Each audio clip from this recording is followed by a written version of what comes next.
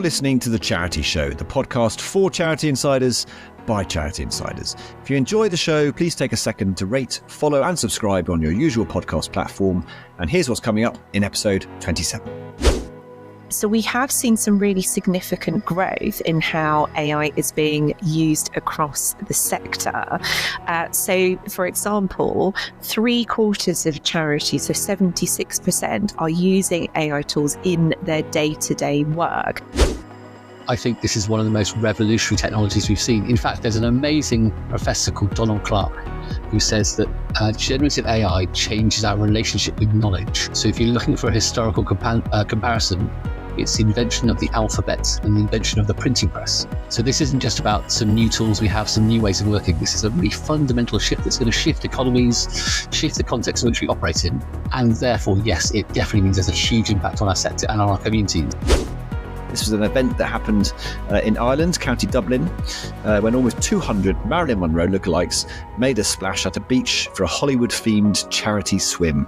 Sporting retro swimsuits and blonde wigs, swimmers dressed as the famous film star took the plunge at Balcarrick Beach in Donabate for Marilyn's Mater paddle.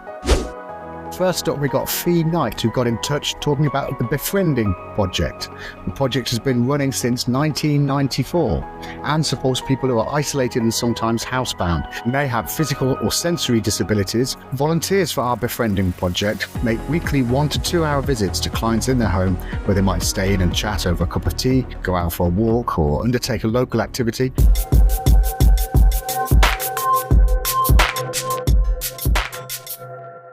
Welcome back to The Charity Show. I'm Piers Townley, PR Manager at the Brain Tumour Charity. And I'm Tim Bainan, Head of Marketing Engagement at Firefighters Charity. And Piers, this week we're going to be diving back into the world of AI as we speak again to someone who's been on the show before, Zoe Amar, back a little while back now, back in one of our first few shows. I think Zoe joined us. And also for the first time, we're going to be joined by Dan Sutch. And the dynamic duo have basically joined us to discuss the new AI Charity Taskforce that they've put together. Sounds hugely exciting. But how are you feeling about AI these days, Piers? Is it still part and parcel of your day-to-day? Have you sort of done a bit more since we last spoke about it? What's been going on in your AI world? I've been quite reluctant, actually, but I've been absolutely sucked into it. The kids have been showing me there's all sorts of, I think they call it the AI slop, which is the ongoing animated AI generated stuff that you see out of there. There's one doing the rounds at the moment, which is a walking, talking, speaking Yeti and his diary that's going across the social medias that my kids have highlighted me to. So I'm kind of open-mouthed looking at the quality of some of the videos that are doing the rounds on social media, but actually using it myself. We do use it at the charity just to have. We've talked about this before, actually, Tim. It's like sitting down and doing that essay. The first sentence sometimes of doing an essay when you're at school or whatever is always the hardest. So sometimes whacking it into an AI or a chat GBT, for example, kind of gives you that spur, that kind of a little seed of, okay, right, inspiration. But no, I'm not really delving too much into it. I'm kind of just keeping on the fringes of it. As a charity, we're keeping on the fringes of it as well. We are using it to do a little bit of cross-checking, but you do feel like you're on this precipice, this kind of coming tide of like, we're in an avalanche of stuff. So it will be interesting to sort of run these things past Zoe. How about yourself, Tim? Are you? Yeah, more and more, I think, in terms of sort of personally and professionally, I think, in terms of it being part and parcel of what we do. Interesting. There's so much stuff out there, silly AI stuff. I did see something recently that made me laugh. There was a whole series of AI created videos that just looks incredible, of basically this guy doing vox pops with people from the 1500s. So it's very, very amusing, basically talking to people about what their working lives were like in the 1500s. So that made me laugh. But then at the charity, we are tiptoes, I suppose, a little bit in terms of how we're using AI. But give you an example, we needed to create a poster for something, and we needed an image to go on that poster. Really, really struggled to find an image. We went and had a look at Shutterstock and all the stock images that were there, and all the stock was so cheesy. It was so sort of overly beautiful. Everyone looked too perfect, and it looked too cheesy stock. So we turned to AI to see if we could create an AI image that would do the job for us, and it did. did exactly what we wanted it to do. So we used an AI image in that situation. So it just shows you, if you do it correctly and you think about it carefully, use it responsibly, it's got huge potential. I think one thing I have learned a lot, though, I think, is the art of the prompt. It's one of those things, AI, you only get out what you put in, and if the quality of the prompts is good, you can get some really good results out of it. If the quality of the prompt is bad, you're just going to get very generic stuff that's not going to serve you any purpose. So really interesting that. And there's lots of training you can do out there. There's lots of advice, lots of stuff. Charity Comms have got some great stuff on AI that helps you in terms of how to write a good prompt for AI. So don't just go to ChatGPT and say, give me 10 of these or give me that. You've got to really instruct it to exactly what it is that you want to do. And it does work. So that's really useful, interesting stuff. Other than that, for me, it's been a bit of a write-off this week with a bit of full-on man flu / possibly COVID. Not too sure, but I've been feeling pretty rough this week. But yeah, so a bit of a write-off for me on a personal level. But there we go. How about you? How's the rest of your week been? My week has been the usual busy, but I haven't got an illness, so that's not too bad. We've been full on at the charity for quite a big VIP night that we're doing next Wednesday on June 11th in London with the author Sophie Kinsella, who she wrote The Shopaholic, The Burnout, lots of other huge books. She's living with a brain tumour. She supported us, and she's putting on a classical concert in London, which would be great. But we've been doing all sorts from the editorial for the programs and organising all the VIP lists and stuff. So a big little event there for the charity. And then, as we spoke just before we went on air, Tim, we had a big team day, which was really, we have them about once every 6 months or so. And because, like many charities, we've got lots of remote staff, all far-flung corners of the UK, getting everyone together was just lovely, almost better than the actual meat and bones of the team day itself, although I obviously won't say that out loud. That was brilliant as well. But it was just meeting faces and that sense of everyone in the organisation coming together, which is great. So yeah, that's my week, but full on as usual. I do get to say sometimes, though, when you talk about team days, team bonding, I get a kind of glimpse into Garrett Millerick's world in terms of thinking about that kind of those kind of cheesy icebreaker situations and that kind of stuff. Well, you were in safe territory there, Piers, or was it a little bit? Yeah, it wasn't too bad. You don't want to be over cynical. You don't want to be that guy or that person, do you? But whenever someone says the word icebreaker to me, I do get a little shiver. But for all the cynicism at the beginning, at the end, you're like, do you know what? It was absolutely brilliant. And you can see the way these things work and the way these team things work. And, it does work. It's just got to park your cynicism for a little while, I think.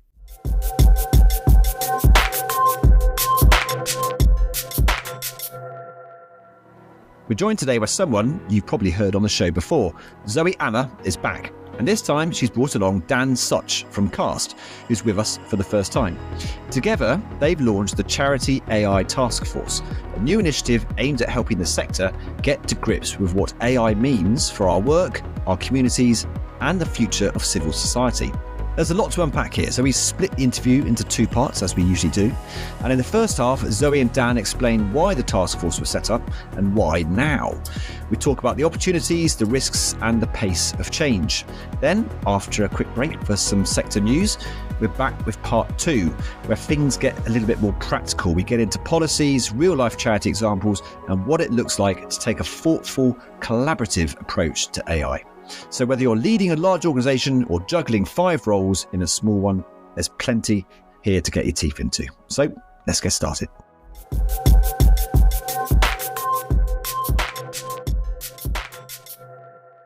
Zoe and Dan, fantastic to see you. Zoe, great to see you again. Dan, lovely to meet you for the first time. Welcome to the Charity Show. Welcome back to the Charity Show, Zoe. Fantastic to see you guys. We're talking today about all things AI and about this amazing task force that you guys have put together. So I suppose let's start sort of super simple, really. And perhaps Zoe, could you tell us what is the Charity AI Task Force and why did you decide to launch it now? So the Charity AI Taskforce is very much a collective effort, and we'll say a bit more about that in a moment. But the task force has really come about because over the last 18 months or so, Dan and myself were having a lot of conversations with leaders across the sector, and that was obviously covering people from funders, large charities, small charities, other organisations supporting the sector, where there was a growing sense of, well, collectively, how do we approach AI? And we really do need to approach this collectively as a sector compared to, say, the private sector, where a lot of it will be about survival of the fittest. And obviously the public sector is very much about this top-down approach led by government. And we obviously face some specific issues in terms of AI adoption across the sector. So, for example, the impact on marginalised communities, the impact on the environment, and also how we can adopt these tools in a way that firstly increases our social impact, but also isn't cost prohibitive as well. So thinking back to the days of the pandemic and how digital adoption grew then, I think one of the big lessons for that and other big challenges that the sector was facing then, that it's all about key people coming together from across the sector, from small and other organisations as well, to try and define how we're going to approach this together, how can we join forces on this, and who do we need to get involved to make this happen. So that's why the task force has come about. And Dan, I'm sure you'll have some other things you want to add to that. I think that really is the driving purpose, and also recognising that the speed and scale of the changes around AI mean that we can only respond together, because individually we won't be able to manage it. And there's one extra bit there, which is because of the speed and scale, we know this is going to have a really significant impact on our lives, on communities, and we need to ensure that civil society's voice is baked into how these features develop. And that's the other role of the AI task force, is to ensure that the charity sector is represented in these conversations with governments, with tech companies, to ensure that communities and civic society voice is baked into these developments. Yeah, it's a fascinating subject. And actually, Zoe, you joined us on a very early episode of the Charity Show a little while back, and ever since then, I think Piers and I have, AI has cropped up in a lot of our conversations, and we've talked to a lot of different people on a lot of different subjects. AI just seems to repeatedly crop up, and it's one of those topics, though, that I think both in the sector, talking to different people, seems to both excite people and terrify people at the same time. So there seems to be that sort of that contradiction there as well. In general terms, Dan, do you think that as a sector as a whole, we're on a bit of a sort of a precipice at the moment? Are we heading towards a sort of seismic shift in terms of AI? What do you think in terms of general terms? I mean, in really general terms, I don't think it's about the sector. I think this is one of the most revolutionary technologies we've seen. In fact, there's an amazing professor called Donald Clark who says that generative AI changes our relationship with knowledge. So if you're looking for a historical comparison, it's the invention of the alphabet and the invention of the printing press. So this isn't just about some new tools we have, some new ways of working. This is a really fundamental shift that's going to shift economies, shift the context in which we operate in. And therefore, yes, it definitely means there's a huge impact on our sector and on our communities. And again, the reason why we need to be shaping this future. Yeah, absolutely. It is one of those really sort of almost difficult to comprehend type of technologies, isn't it? It's one of those things that it's amazing how much just at the moment, it's bizarre, as Piers and I this week have noticed, I'm sure you guys have as well. Everyone seems to be posting these images of themselves as AI generated toy characters. Piers, I know I've seen yours, but it's just an example, isn't it, of these things that suddenly everyone, gosh, that's not amazing, AI can do that, and everyone's jumping on it. So it's incredible. But interestingly, Tim, and I don't know, it's quite scary realizing how much time is sucked up, how much time is wasted sometimes just having a little look at these things as well. So I think you feel like a youngster again, or a child again, really having to manage. How do you manage your time with AI? Because it can just drain the day away, basically. Yeah, you need a really clear sense of purpose about why you're using these tools and how you're using these tools. And I hope we will get to a point individually in organisations, but also across the sector, where we're being much clearer about what we're not going to do with these tools as well. And there will be some reasons why we'll have to do that based around some of the ethical challenges as well. I do have some hot off the press stats for you about use of AI across the sector, if you'd like to hear them. So this comes from the initial findings from the Charity Digital Skills Report. So some of you will know, your listeners will know that the survey for the 2025 report is currently open. And Dan and his team have also been doing some interesting additional research on AI, which I'm sure he can talk a bit more about later. But the 2025 survey, we're obviously tracking digital and AI adoption. The survey is open until the 28th of April. However, we do have some initial findings about AI use, and I think these are really indicative of some of the themes that we've already talked about. So we have seen some really significant growth in how AI is being used across the sector. So, for example, 3/4 of charities, so 76%, are using AI tools in their day-to-day work, and that's up from 61% in 2024. And bearing in mind that the survey hasn't closed yet, it will close at the end of April, I'm really, really interested in where we'll get to. But if this is an indication of the direction of travel, this really shows that AI adoption is growing significantly across the sector. And what's also really heartening is that 1/4 of charities, so 25%, are now using AI strategically. And what we mean by that is that there's an organisation-wide approach. There's some element of strategic decision-making where people are starting to consider, again, why they're using it, how they're using it. That is a really significant increase from 11% in 2024. So that in itself shows how charities are using AI more, and they're using it more strategically. So I think that really shows, just as Dan says, that this adoption curve is a pretty steep one, and we'll have some more juicy data on that in the summer when we launch the report itself. That's quite encouraging, Zoe, then, really. So the challenges are being embraced, by the third sector. They're developing into their strategies. What other examples do you think that charities are having to come to terms with the challenges that AI is throwing up? What are some of the real world challenges? Is it organizational? Is it individual? Is it training? What is it that you found, Zoe? I can see Dan has got some thoughts. He wants to chip in. I'm happy to kick off. I'm just going clockwise around my screen. Very democratic. Very democratic. It's not favoritism, Dan. So there's a number of things that I hear a lot from the charities we work with. I mean, the big one is always about data. It's always about, are our staff using this safely? Are our staff putting sensitive data into these tools? Are we going to end up with a data breach? And always the answer is about giving staff the right guidance, the right parameters.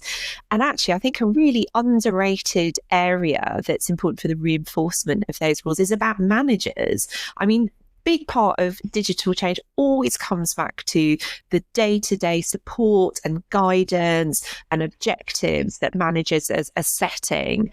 So I think that's a really key part of how you implement that sort of thing.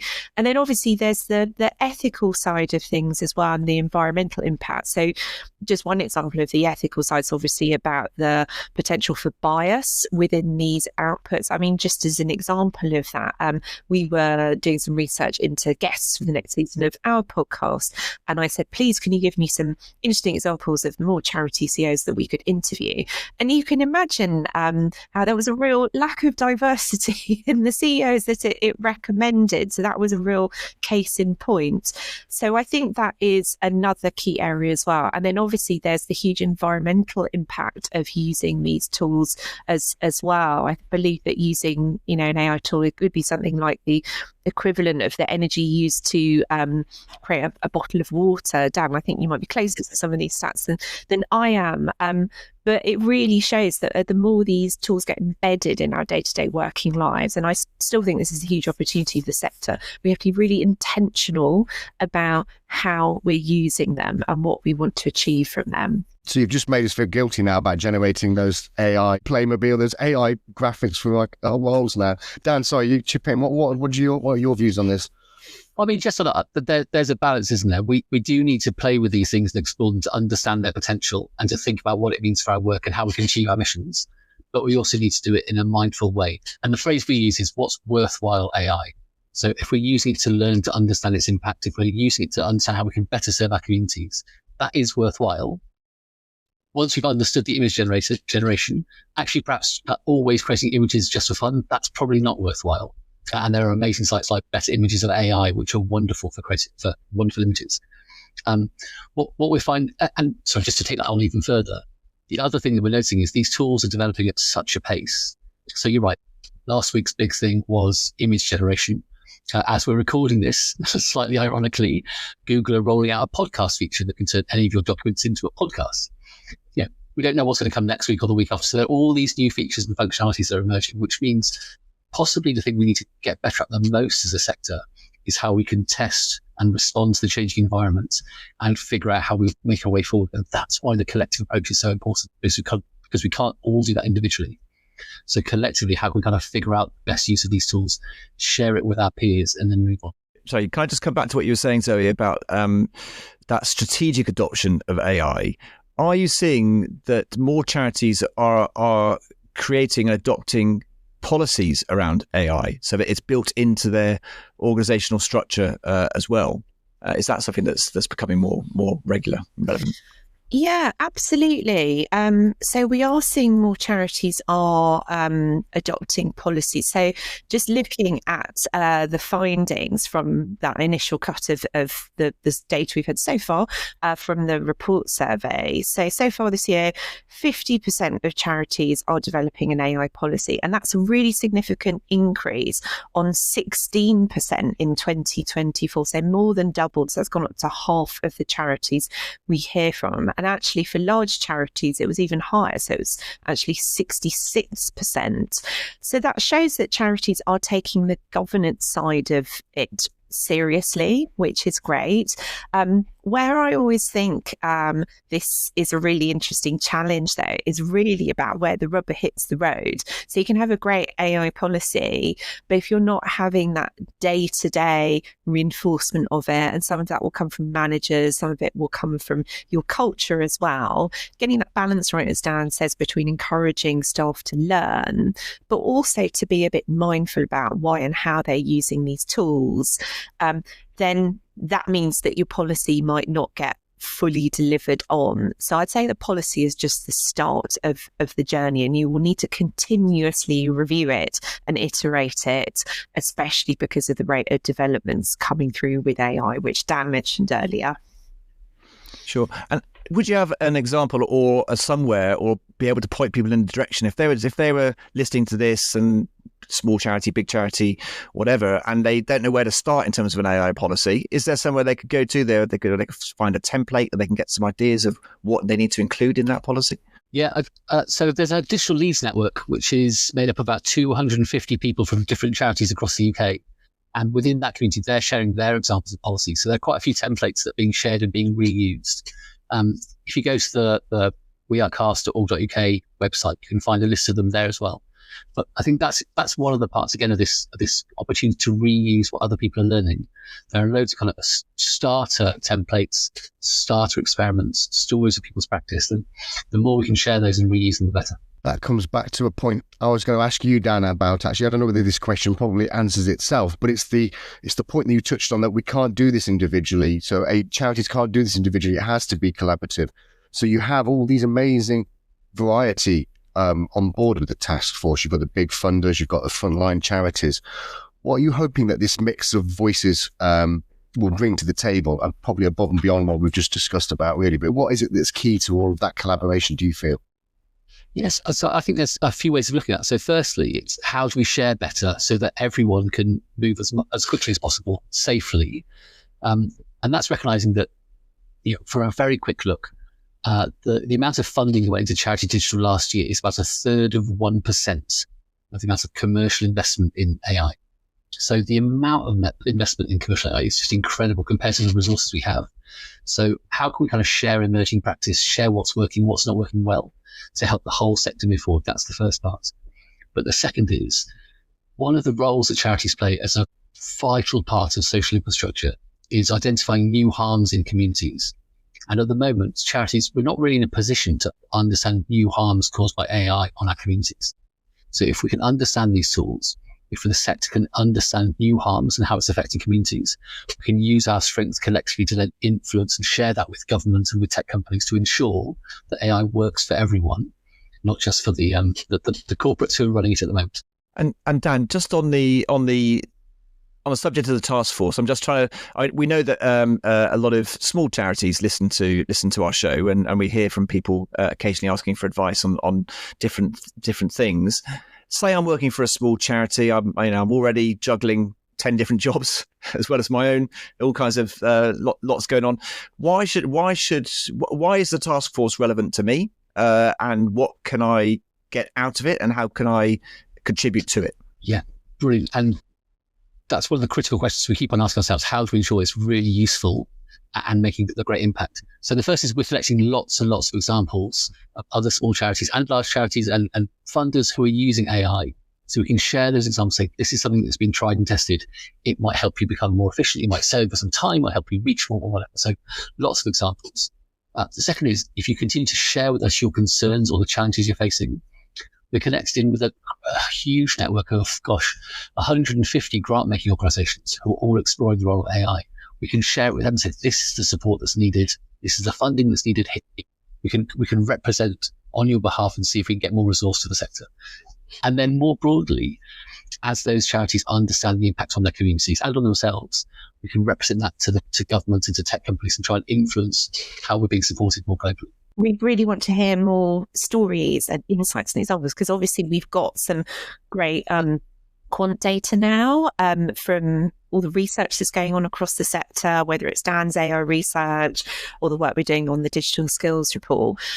We would love to have more qual data, so more of those case studies and examples. And actually, ever since the task force got announced a few weeks ago, we've been doing lots of interviews actually with small, large charities and organisations supporting the sector to find out what charities are doing in AI, how they use it, whatever stage they're at. And we've had some really interesting examples coming through. And I think it's always really interesting trying to gather those stories, because sometimes charities are doing absolutely amazing work, but they're hiding their lights under a bushel.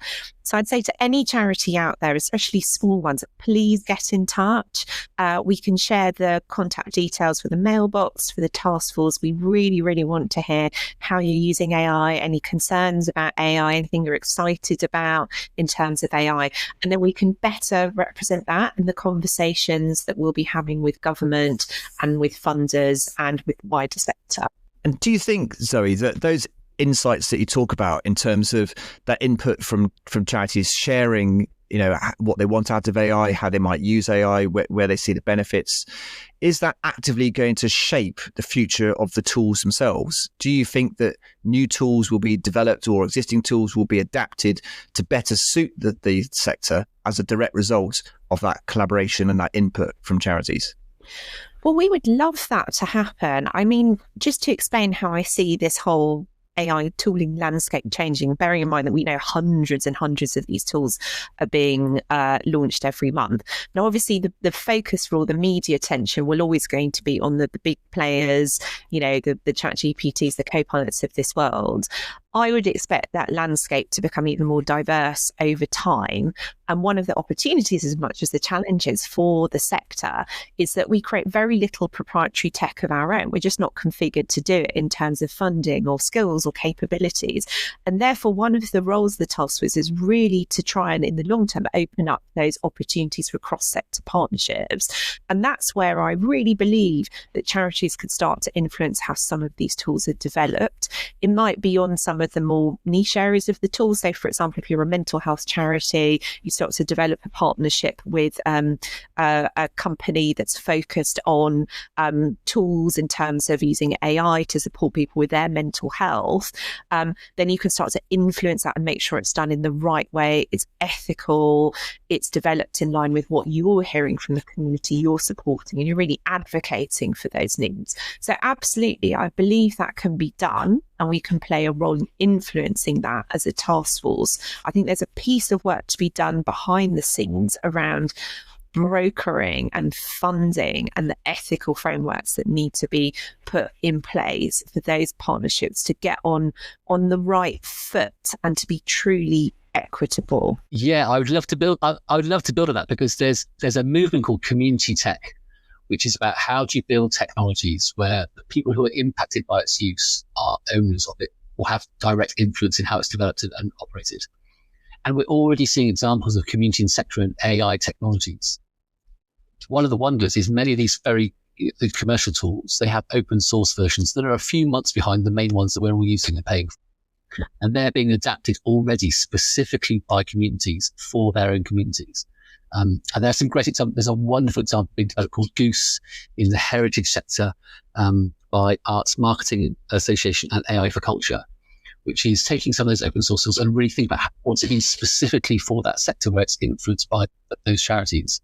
And we can see more and more of those where the sector begins to build its own resilience capability by using open source models and creating specific versions that build on our values, our plural values and approaches, but also help us build the capacity we need to have even more impact in the future.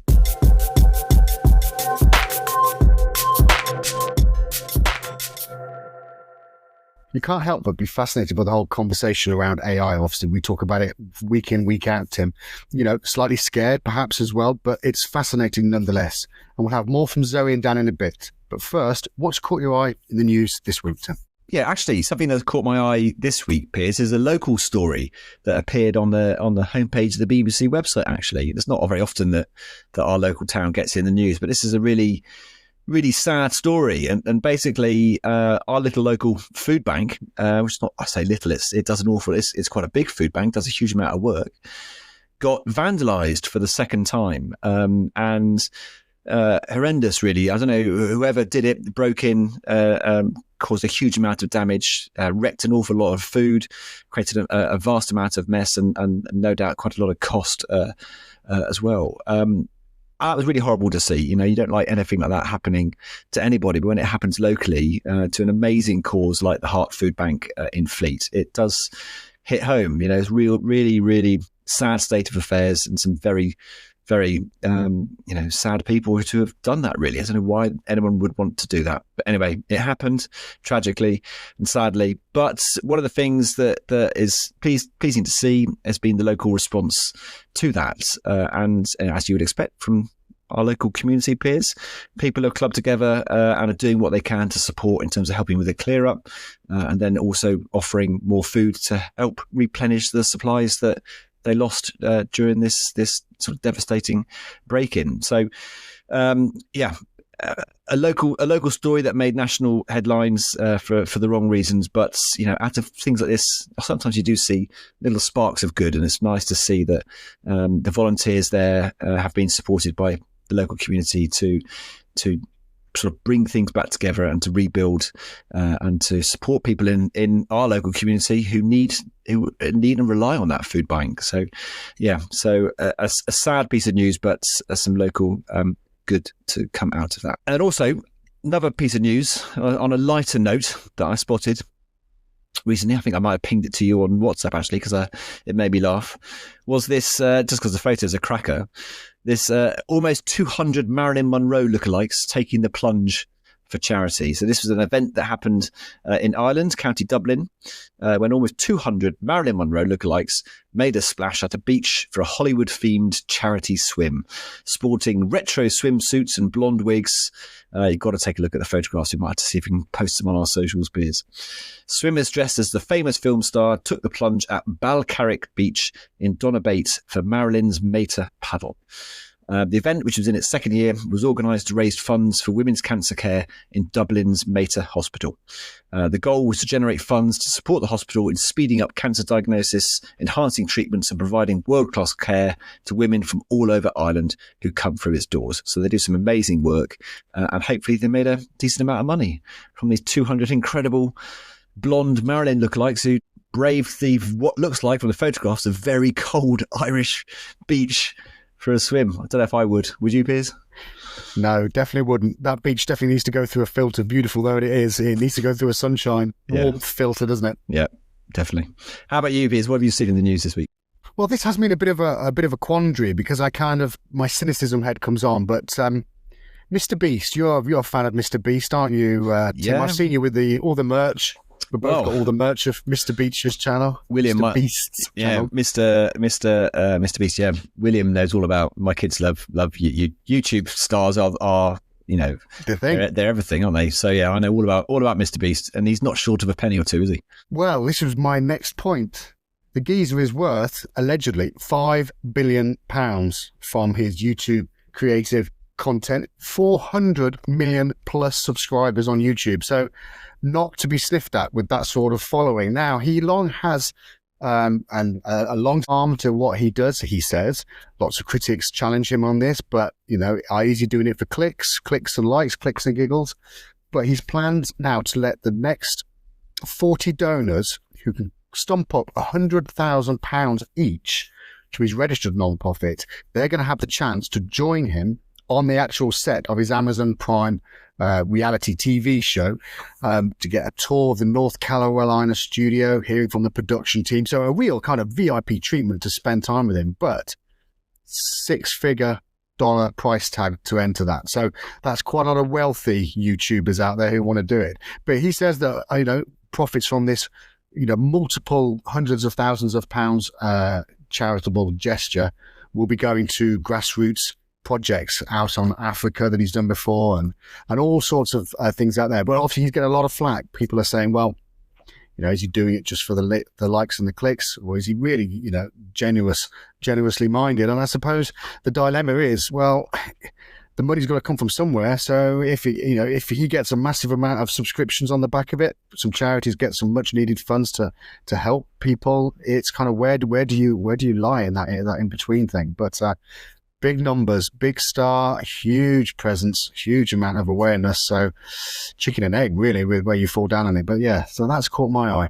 Yeah, I think that's a really interesting subject to discuss. And I wonder if we can find somebody who's an expert in high net worth fundraising in terms of getting their thoughts on that. Because how can charities of all sizes, and especially smaller charities, how can they tap into that in terms of not necessarily Mr. Beast, because he's different level altogether, but there are enough YouTubers out there who are making huge sums of money and hopefully, wanting to give back at the same time. But how can it's a new world? How can they do? It is a new world. His previous season of the show that it was on Amazon Prime, it broke the streaming sites records. It had 50 million views in just 25 days since it first aired. So, I mean, it's almost mind-boggling the amount of subscribers and attention and content power that the likes of Mr. Beast has, isn't it? He just basically gives away money, doesn't he? He just has people competing for piles of cash. That's essentially his thing. But yeah, amazing. But why? There's money and opportunity there, and do we know enough about that world and that space for charities, or do charities know enough to take advantage of it? I mean, let's see if we can find someone to come onto the show and tell us about that. That would be great.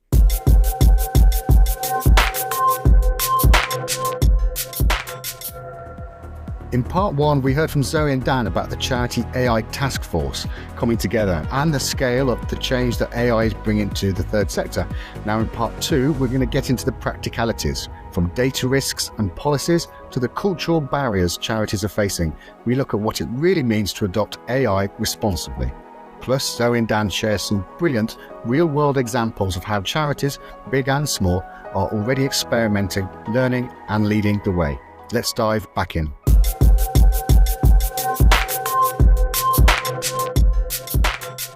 What are some of the most interesting things or useful things that you've seen some charities try so far? I could list 100, maybe 200 experiments. And actually, that's part of actually. The most important thing is loads of charities are trying to figure out how they can become more efficient, how they can find new ways of working towards their mission.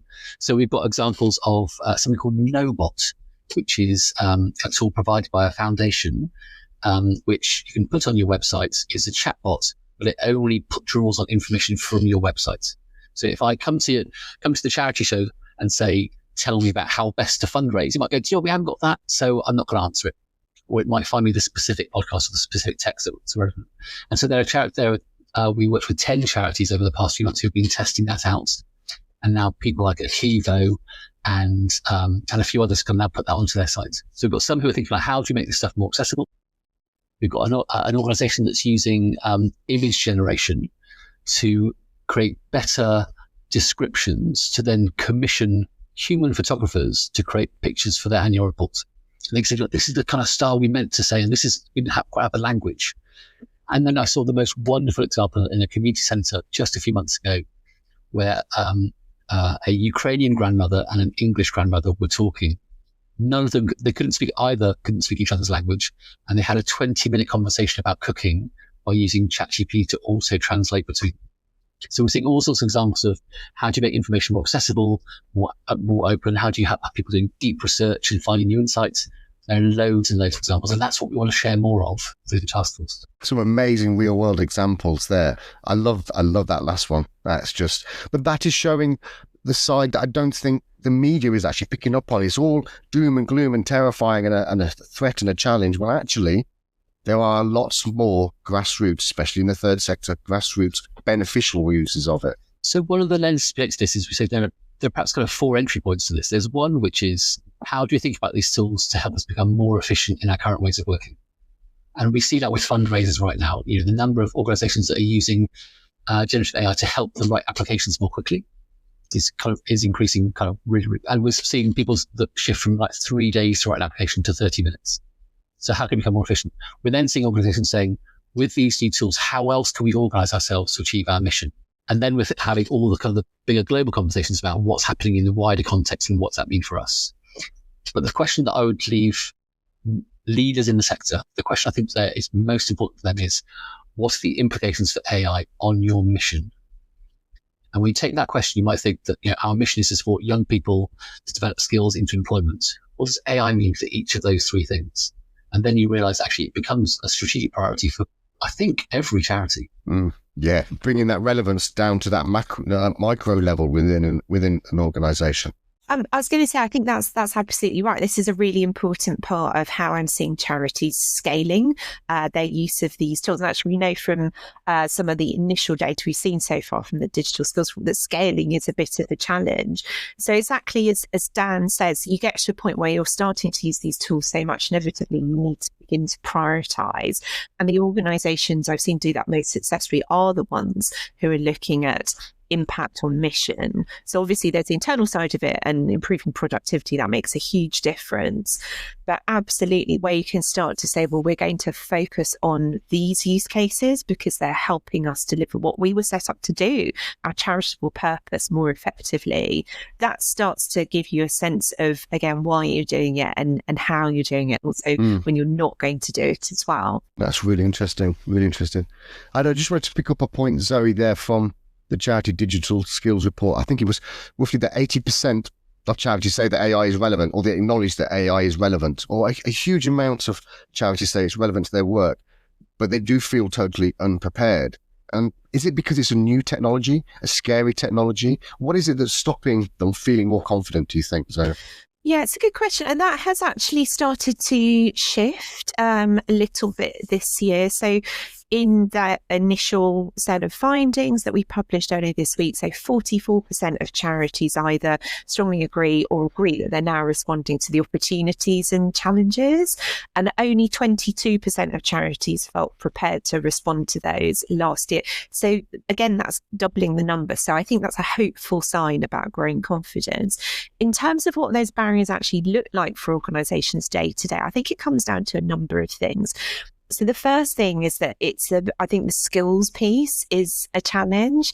So it's that sense of what skills do I need? Do I have permission to use these tools? How should I be using these tools? What am I allowed to do and not allowed to do? So I think that's part of it. Second thing is there's definitely something here, as Dan alluded to, about leadership and strategy. So are our leaders behind this? Are they supportive of this? Have they created the right culture for us to test these tools out safely? And if I'm using these tools, how am I contributing overall to where our charity is going, and what does success look like? So there's a lot of moving parts going on in organizations around use of these tools and where it's going, and leaders need to be able to see that and to help staff feel seen as well. Otherwise, I think they'll be missing a really big piece of the puzzle. I think that That's really interesting. I think it goes back to you, Dan, where you say it's making that connection. It's making people understand what their mission is, or whatever stage of that mission journey is, and making the point that actually the AI can assist. It's making that connection, isn't it? So that then people go, I see the logic then of using AI to enhance what we do. That's absolutely right. And there's probably two ways of looking at this. One is within your organization, how might you use these tools to achieve your mission? What are the different ways of working, become more efficient, more effective? There's another question though, which is, what does it mean if other people use AI?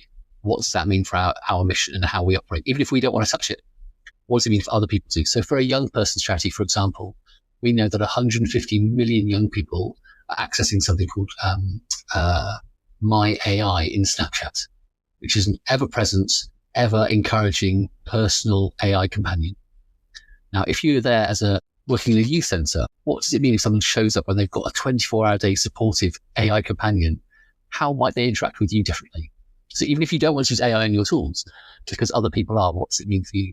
And I think that's where leaders need to really consider not just what it means for their ways of working in their team and their support for their staff, but what does it mean on their mission if other people are using AI, and how that shifts the context in which we're operating.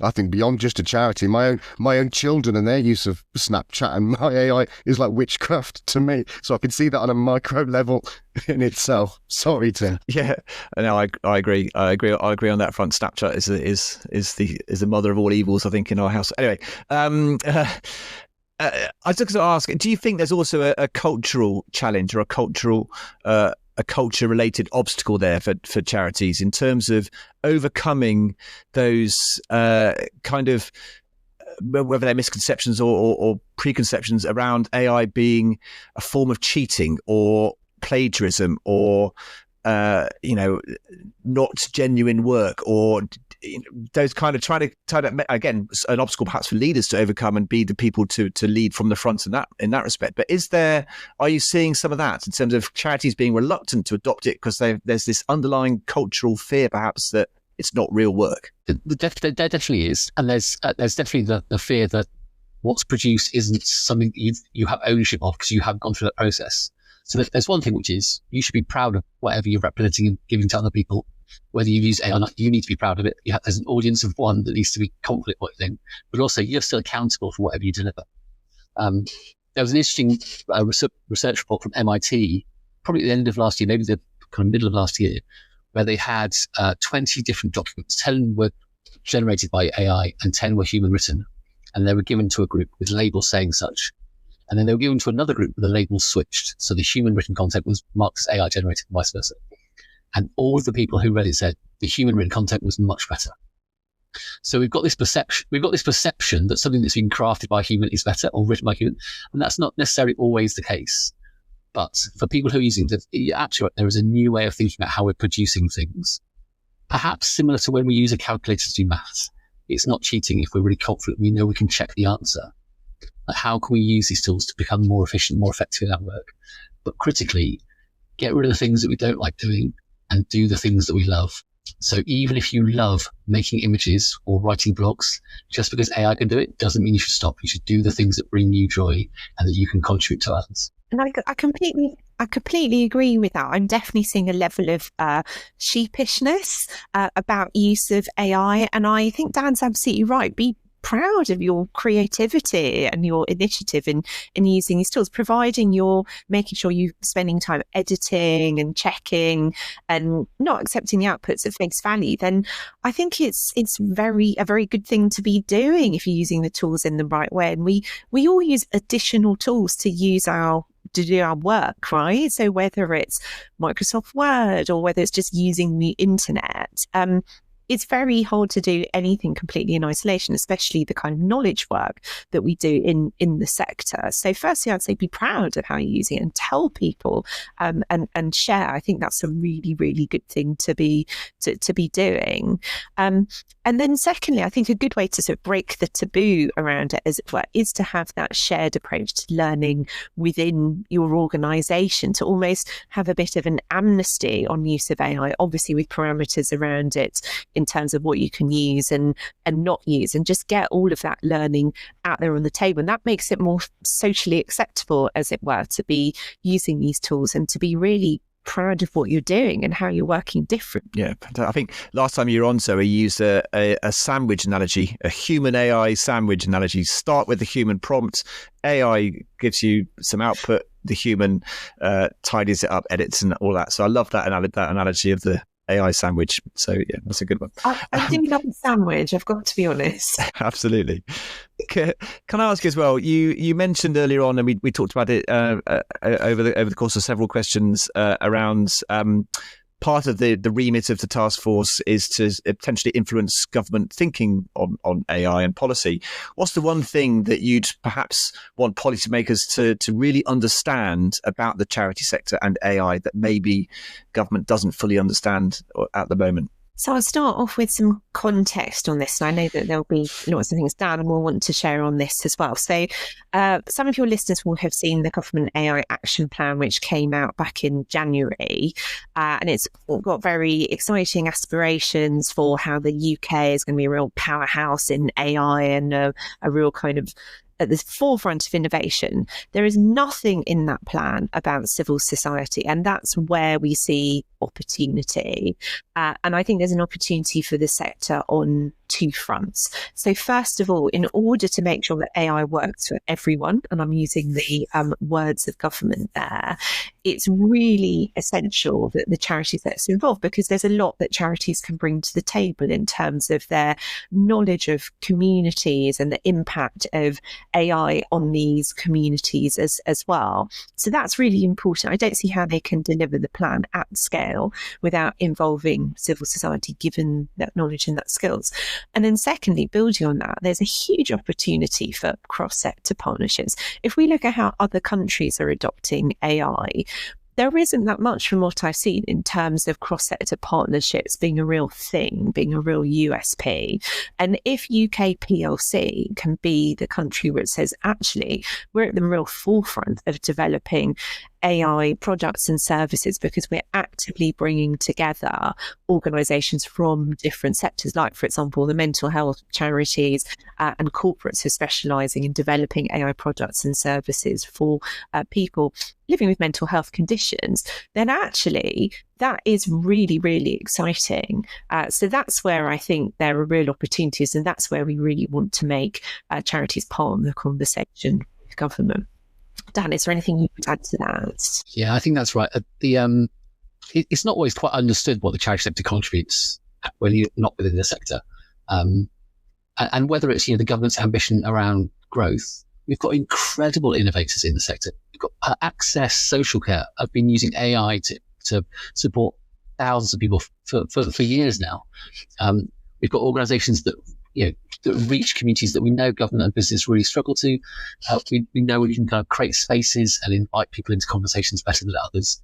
And if we're really going to ensure, along with the government's ambition to make sure this does work for everyone, charities and the VCSE sector has to be involved in that, because otherwise it's not going to happen. So lots in the design phase. There's one other though, and I mentioned this a little bit earlier about charities often spotting kind of harms more quickly than anyone else. The government's approach and business approach to adopting AI is based on this test and learn approach. Like, what can we use it for? Let's test it out. Let's validate it. Let's move forward. And that relies on a really good feedback loop to understand that test, understand the impact. The charity sector and VCSE sector more broadly, that's the feedback loop that's really vital to ensure this growth works effectively for everyone. So that we have to ensure that feedback loop is built in, as well as all the innovators, all the connectors, and all the skill development the sector already delivers. Fantastic. Well, it's great to see that the task force is essentially filling what was an empty seat at the table in that respect then. So we've got a voice now that can talk about all those things and represent the sector. So that's fantastic. Dan, can I ask you, we talked as well about earlier on about ethics and some of the issues around AI in terms of bias and environmental impacts, as we're all generating selfies of toy figures and so on. How are you sort of building that into the objectives and the work of the task force going forward as well? Yeah, it's a really critical part. So there are some really specialist organizations who spend all their time thinking about this that are contributing to the task force, like Connected by Data, for example, Ada Lovelace Institute, who spend their time thinking about the ethics and the principles that underpin AI. Also heavily influenced by the Friends of the Earth report around environmental sustainability and principles for AI use. And a lot of that is saying that there are some things we can do now and understand about the ethical challenges and the environmental challenges. There are other things which we don't know enough about, but we need consciously to focus on this. I think that's another role for the sector, which is we always consciously focus on that because that's what our role is, and bringing that to conversations that government and industry are having. So it's bringing the right partners in. It's making sure we're being intentional about those areas, and then collecting data and sharing it, amplifying it to government. And so if someone was thinking, okay, I'm listening to all this now and I want to get more involved, or at least, keep an eye on it on behalf of themselves or behalf of the charity or the organization they work for, what can they do? How can they kind of keep abreast of it all with that and the task force? So I would absolutely encourage them to get in touch with us, so we can share with you the URL for the page where we've got our contact details. We've also got an email address, which is taskforce@wearecast. And as I said, we're really, really keen to hear examples, stories, concerns, questions. We also have a mailing list as well, which people can sign up for on that page too. So we'd love to hear from people. I think you're right. I think it's almost sharing their own story, or sharing your own story as an organization, as an individual. That way, a bit like AI, we can learn from it collectively. 100%, because this is going to keep evolving. I mean, we talked before this interview even started about how we already seeing every week different examples of how charities in and outside the sector are using AI. So we need to keep continuously talking to charities to find out what they're doing, why they're doing it, and some of the challenges that they're seeing. I've got my final question. It's kind of like, I call it my Blue Peter question, because I remember that Blue Peter used to say that in 20 years' time, we're going to be on hoverboards and we're going to have one pill that's going to give us all our food. So if this is a question for both of you, Dan, I'll go to you first. What does AI look like for 5 years' time, do you think, in the charity sector? Are we all going to be replaced? Or what do you think? What do you think will happen? What's your prediction? Wow. I wish in Blue Peter fashion I had one made earlier. So I think the answer is it will be really unevenly distributed. We'll see organizations with very few staff delivering incredible impact by using these tools really well. We'll see organizations that use these tools behind the scenes, but really focus on human to human interactions. I also think we'll see new behaviors around AI. So that might be young people expecting to find advice and support from AI companions. We'll see people looking at kind of new ways to generate insights and reflections, and that will change the way in which they interact with us. And I also think we'll see some really significant shifts around resourcing the sector as more and more people are using AI to write applications, and more trusted foundations are having to use AI to make sense of the number of applications. We'll see some shifts in how resources are allocated. What I really think is, I don't know what's going to happen over the next 5 years, but I really hope that collectively we can bring about the future that we all want to see. Would you both sort of agree then that the word transformational really for the third sector, for these sort of organizations, is going to be, if that's all you can sort of say at this sort of stage? It's absolutely going to be transformational. Already is transformational. I think one of the challenges I'm seeing, and this is one of the things we want to create through the task force, is that there isn't yet a shared view that the fact that transformation is happening, and that's what we're trying to facilitate. We're seeing the start of it through the task force, which is encouraging from some funders, charities of different sizes, and other organisations supporting the sector. I think it is about being ready, is how I would describe this stage. It's starting to do some scenario planning on what those different ways the future could evolve into, could look like. And I think Dan is right. AI will be much more significantly embedded as part of service delivery. So we need to be prepared for that and skilled people up for that, including leaders and also frontline workers as well. And I hope we will see more of those cross-sector partnerships that I mentioned. And there's also going to be, I mean, we're looking at trends outside the sector too, people managing AI as much as using AI, particularly as agents start to come into organizations more. So some very different ways of working coming down the track, and some really interesting questions about that delegated decision making and how we do that ethically in the sector. I could talk to you, but I could talk to both of you all day. I'm just thinking, do you think we're able to keep up with the speed of change, organisationally or individually, or do you think it's a case of just having the right skills to ride the wave? I'm going to put up, I'm going to put up a snowboarding or surfing analogy here. Is it basically just riding those waves with the skills we've got because the speed that it moves is just almost too overwhelming? Was that a bit too pessimistic? I think that's too pessimistic. I think there's all sorts of things we can do to ride that wave. We can learn to turn, or we can learn to figure out how to sense new changes and respond and test out how we respond, and then share that really rapidly with our peers. So that's one muscle we can do straight away. But the other thing is, we're a big enough sector to make our own waves. With the open source tools available, with the talent we've got in the sector and the passion, we can make waves that have a really significant impact across our communities. So I agree with that. I think we need to be unafraid to tap into our levels of ambition. We are a really ambitious sector. You can see that from the kind of really massive challenges that charities are trying to solve every day. We need to bring that ambition into how we tackle AI. And I think we do need to be positive and optimistic and really on the front foot about proactively scanning the horizon, stances reacting really quickly to some of these changes and new developments that are coming on stream. And that might mean organisations need to be configured a bit differently and leaders need to lead in a different way. So that is the key thing from this time. It's really about how can we be ready? How can we set ourselves up to be as ready as possible? Because this is just the start of all the change that's coming. Mm. And it's a can-do sector. I think the third sector is a can-do sector. It had to be historically, it is now, and it's ever-changing, and it's just what we do best. Exactly. And look at what we've all managed to achieve together in incredibly difficult circumstances during lockdown. And that is the muscle which I am encouraging all leaders to be flexing and growing here.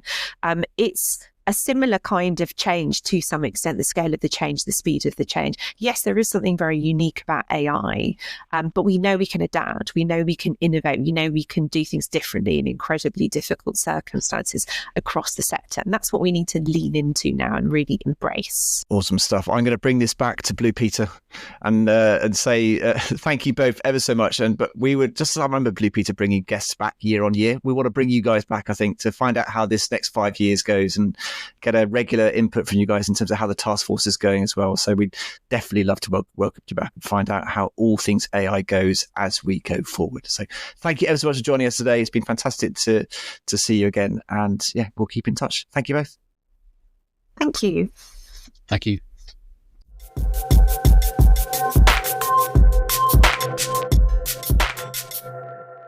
If you've been listening over the past few weeks, you'll know we've been shining a spotlight on some of the UK's incredible small charities, the ones doing big, vital work, often with very limited resources. This has quickly become one of our favourite parts of the show because there are thousands of small charities out there making a real difference, and we want to help tell more of their stories. So if you're part of one or you know a team doing brilliant work in their community, get in touch. Drop us a line at thecharityshowpod@gmail.com or use the link in the show notes. Tell us who you are, who you support, and what you need. Whether it's connections, visibility, or just a bit of backup, we'll do what we can to share it. Right then, Piers, who are you going to feature this week? Well, first up, we got Fee Knight, who got in touch talking about the Befriending Project. The project has been running since 1994 and supports people who are isolated and sometimes housebound, may have physical or sensory disabilities, or they may have mild dementia. Volunteers for our Befriending Project, says Fee, make weekly 1 to 2 hour visits to clients in their home where they might stay in and chat over a cup of tea, go out for a walk, or undertake a local activity, or attend one of their Befriend events. These visits make such a difference for the client, she goes on to say, but volunteering with Befriend not only enriches the lives of those who are isolated, it also offers immense personal rewards for the volunteer. So a fantastic small and mighty local charity, which really needs to be replicated across the whole of the UK, I think, Tim. You sound great. Love the idea of the befriending project. We at the charity, actually, at our Firefighter charity, we have something it's a little bit similar. We have a befrienders project where we have volunteers who take time to phone up members of the fire services community who are perhaps isolated or lonely or whatever. And I think that's a really lovely thing to do, just linking people up to try and tackle some of that loneliness stuff. So, yeah, very, very worthy. Great idea. So this week I've got another great charity. This one's called Aoife's Bubbles Charity. Now, Aoife Flanagan was born on 21st of January 2016. True to her name, Aoife was a genuine warrior princess. She incredibly beat meningitis at 6 weeks of age. Aoife recovered remarkably and went on to live a full life with Mummy Eilish, Mummy's horse Argy, and Aoife's pony Bubbles. On 2nd of July 2019, Aoife was finally diagnosed with germ cell cancer after months of GP and hospital visits. Ever so sadly, on 7th of July 2019 at 2:15 a.m, Aoife passed away. She was just 3 years old. Now, Charlotte Harrington got in touch to tell us about Aoife's charity, and she told us that we are a family-run charity with lived experience, and we are the UK's only registered childhood germ cell cancer charity. We want to raise as much awareness and educate as many people as possible about the symptoms, diagnosis, and effect of this disease. We also aim to change national childhood cancer diagnosis times by raising much needed childhood cancer awareness as a whole. We want to educate the medical community and empower parents with vital childhood cancer information, in particular on germ cell cancer. This will, without a doubt, save young lives. Charlotte also tells us that they are in talks with the Institute of Cancer Research to fund vital research into the genetics of solid tumours. She says, please stay tuned for more information through their website and their other channels, and there's plenty of information about how you can go ahead and donate in support on that website also. We'll provide the links to which will be in the show. Charlotte also tells us that they are providing acts of joy to children and their families affected by childhood cancer, as well as supporting families who've ever so sadly lost children to cancer. She ends by saying, we want to raise awareness of childhood cancer, training and educating healthcare professionals so child cancers are diagnosed faster. Tragically, 80% of children are diagnosed when they are already at stage 4, which reduces their chances of survival. So an incredible charity and an amazing, inspirational little girl. So yeah. There we go. Yeah, it's a brilliant charity. That part, a big arm of the Brain Tumour Charity is our Head Smart campaign, and just driving diagnosis times down for cancer diagnosis in children, so vital, as it is for everyone, but it's just heartbreaking to read. So fantastic charity mentioned there. So another pair of brilliant small charities. And remember, you can nominate your small charity by emailing us at thecharityshowpod@gmail.com or head into the show notes. And that's a wrap for episode 27. A huge thanks to Zoe and Dan for once again inspiring us to get stuck into AI. What's coming up, Tim? Well, we'll be back next Monday with another The Charity Show Bites. And if you'd like to come on to a future episode of the show, we'd love to hear from you too. That's right. We know this sector's full of great stories. So whatever you and your charity are up to, drop us an email, direct message or voice note using the links in the show notes and let us know what you think we should be talking about. And don't forget, if there's a small UK charity that you think deserves a bit of love, tell us about it. Just head to the show notes to nominate them for our small charity spotlight. It could be yours, or it could be one that you admire from afar. And if you've enjoyed the episode, hit follow or subscribe on your podcast app. And if you've got a moment, as we say at every show, a quick 5-star review really helps others find us. So that's a wrap for episode 27. Thanks so much for listening. Take care, and we'll see you soon.